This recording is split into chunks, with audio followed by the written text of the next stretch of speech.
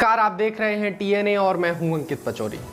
कांग्रेस छोड़ भाजपा में आए ज्योतिरादित्य सिंधिया के लिए राज्यसभा चुनाव समाप्त होने के बाद भी मुश्किलें कम नहीं होती दिख रही हैं, क्योंकि कांग्रेस इस तैयारी में है कि राज्यसभा चुनाव के बाद ज्योतिरादित्य सिंधिया और सुमेर सिंह सोलंकी के नामांकन को हाई कोर्ट में चैलेंज करेगी। इसके लिए कांग्रेस ने पूरी तैयारी कर ली है।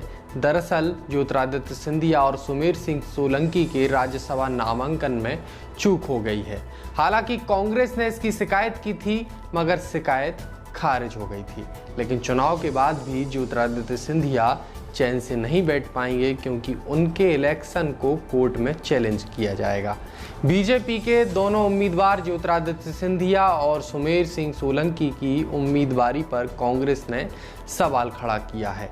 कानूनी दाव पेच के जरिए दोनों को कांग्रेस उलझन में डालने की तैयारी में है। कांग्रेस दोनों के हलफनामे को अब कोर्ट में चुनौती देगी। इसके लिए कांग्रेस हाई कोर्ट में इलेक्शन पिटीशन दायर करेगी। कांग्रेस के वरिष्ठ नेता और राज्यसभा सांसद विवेक तनखा ने कहा है कि हम लोगों ने पहले भी आपत्तियां दर्ज कराई थी, लेकिन उनको मान्य नहीं किया गया।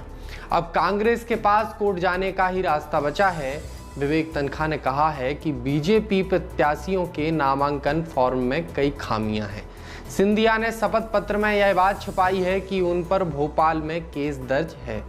कांग्रेस ने इस बात की आपत्ति नामांकन फॉर्म जमा करने के बाद दर्ज कराई थी, जिस पर तर्क दिया था कि ज्योतिरादित्य सिंधिया को इस बात की जानकारी नहीं है, जबकि केस दर्ज होने के बाद ज्योतिरादित्य सिंधिया का मीडिया के सामने बयान आया था।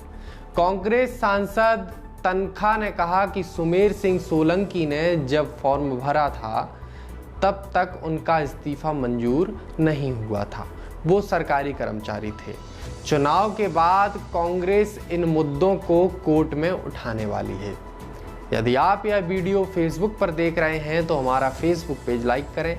यदि यूट्यूब पर देख रहे हैं तो हमारा चैनल सब्सक्राइब करें। आपको यह वीडियो कैसा लगा कमेंट के जरिए हमें बता सकते हैं।